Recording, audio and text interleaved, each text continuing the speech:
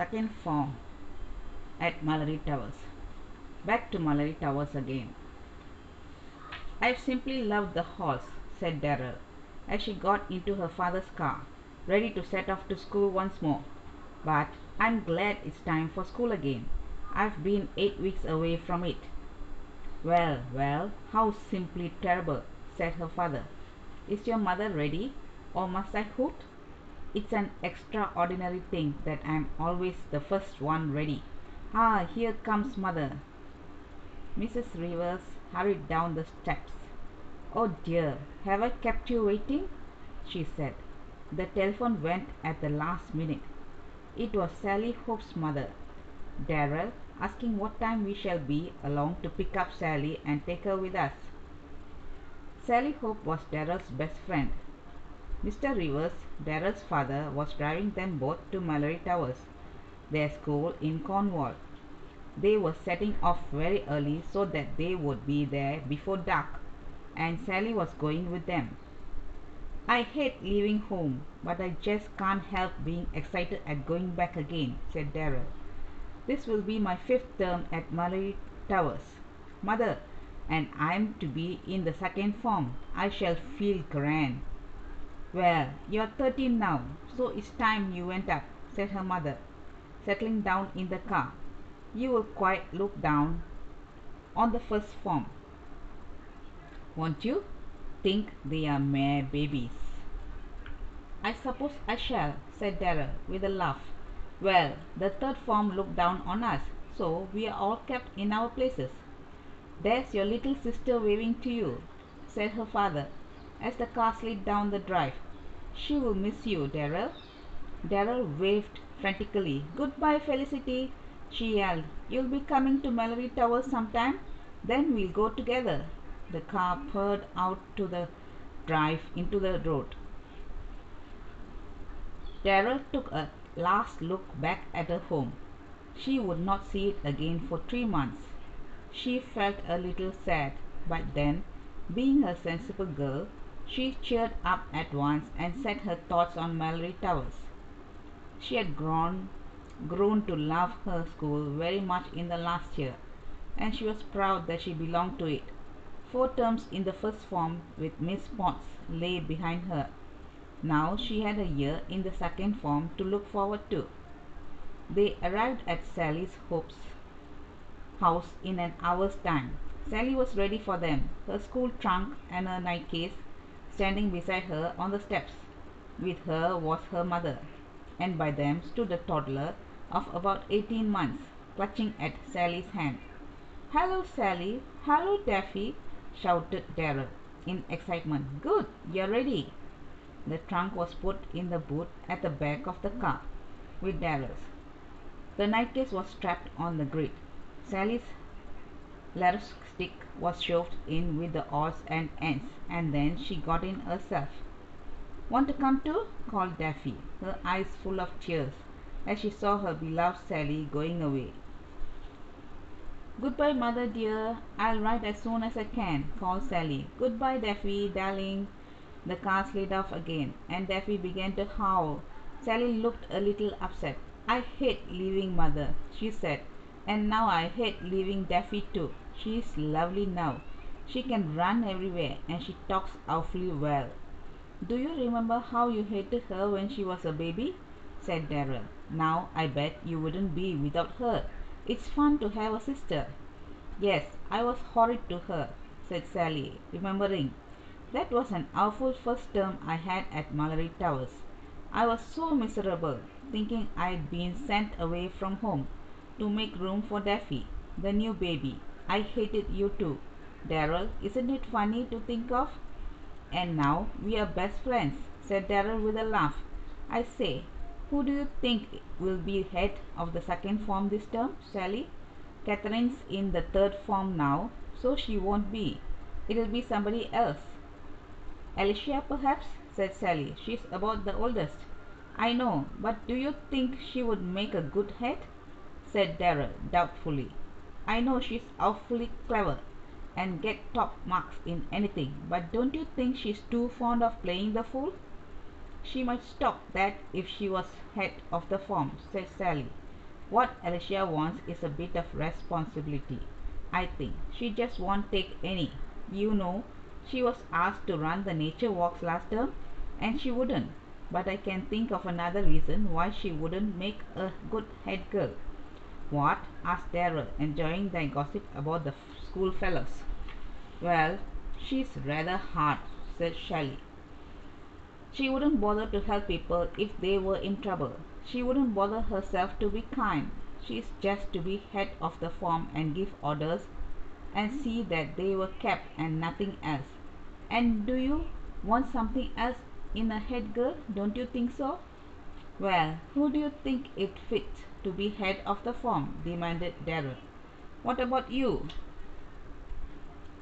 You size people up awfully well, and you're fine when anybody's upset or in trouble, and you're so, well, so steady somehow. You don't fly off the handle like I do, or get all worked up about things I loved you to be head. I wouldn't want to be, said Sally, and anyway, there's no chance of it. I think you would be fine as head of the form, Darrell. You really would. Everyone likes you and trusts you. For a wild moment Darrell wondered if it was possible that she might be chosen. It was true that all the girls, except one or two, really liked her and trusted her. But there's my temper still, she said regretfully. Look how I flared up last term when Marigold ticked me off at tennis, thinking I was somebody else. I didn't know she'd make a mistake. Of course, but just think how I yelled at her and flung my racket down and stamped off. I can't think what came over me. Oh, the sun was too much for you and lots of us that day, said Sally comfortingly. You don't usually lose your temper for silly things like that. You are learning to keep it for things it's useful for, like going for that ass of a Gwendoline. Mary, for instance. Darrell laughed. Yes, she really is an idiot, isn't she? Do you remember how silly she was over Miss Terry, that singing mistress we had last term?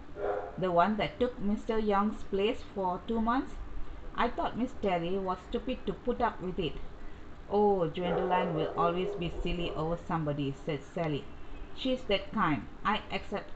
Expect she'll pick on somebody this term too, to worship and follow round. Well, thank goodness it's not likely to be me. I hope there'll be some new girls, said Darrell. It's fun sizing them up, isn't it? And seeing what they are like. There are sure to be some, said Sally.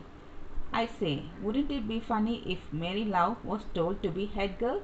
Both girls laughed. Mary Love was devoted to both Sally and Darrell, though Darrell was a heroine and the girls liked little Mary Love very much. But she was such a timid little thing, shrinking away from the all idea of responsibility, and it was quite funny to picture her face if she was ever told she was to be head of the form. She'll have a blue fit and go up in smoke, said Darrell. But she's much better now, Sally. Do you remember how she used to shake at the knees when she was scared? She hardly ever does that now. We have all been decent to her and not scared her, and we have made her believe in herself. So she's different. She'll never be so bad again. It was a long, long drive to Cornwall. The journey was broken by picnic meals taken by the wayside, sitting on heather or grass. Mrs. River took the wheel of the car once to relieve her husband. The girls sat at the back, talked or drowsed as the journey lengthened out. Not very far now, said Mr. River, who was back at the wheel. We may see some other cars on their way to the school, too. Look out for them. They soon saw one, a low red car belonging to Irene's people. Irene was at the back and waved violently, almost knocking off her father's glasses. As he sat at the wheel, the car swerved. Isn't that just like Irene? Said Sally with a grin. Hey, Irene, had good horse? The two cars kept more or less together, and the girls looked back at Irene's merry face. They liked her. She was a clever girl, especially at music, but a real scatterbrain otherwise, always forgetting things and losing them. But she was so good-humored that nobody could be cross with her for long. There's another car. Whose is it? Said Sally, as a third one came up in from a side road, complete with a school trunk at the back. It was swung away ahead of them. One of the bigger girls, said Darrell, looks like Georgina Thomas. I wonder who will be head of the whole school this year. Pamela's gone now. I hope Georgina won't. She's too bossy for anything. Now they were very near the school, and it suddenly came into sight round the corner. The girls looked at it in silence. They both liked their school immensely and were very proud of it. They saw the great grey building with a rounded tower at each end, North Tower, South Tower, East and West. A creeper now turning red climbed almost up to the roof. Our castle, said Darrell proudly. Mallory Towers, best school in the world. Soon the car swung up to the big flight of steps leading to the great front door. Other cars were in the drive, and a group of chattering girls stood about. Happy voices called across the drive. Hello, Lucy. Look, there's Frida. Isn't she stunting? Had good horse, Frida? You look as if you have lived in the water. You're so tanned. Hello, Jenny. Did you get my letters? You never answered one, you pig. Hey, Tessie. Look up for my night case. Take your great feet off it. Goodbye, mother. Goodbye, daddy. I'll write as soon as I've settled in. Don't forget to feed my pet mice, will you? Get out of the way there. You'll be run over by the car. Oh, it's Betty Hill.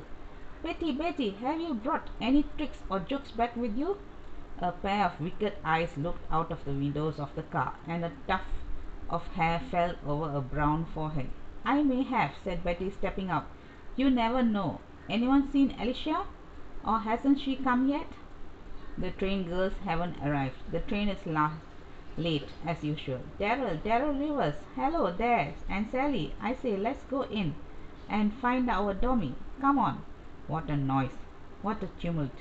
Darrell couldn't help feeling thrilled. It was good to be back at school again, back at Mallory Towers.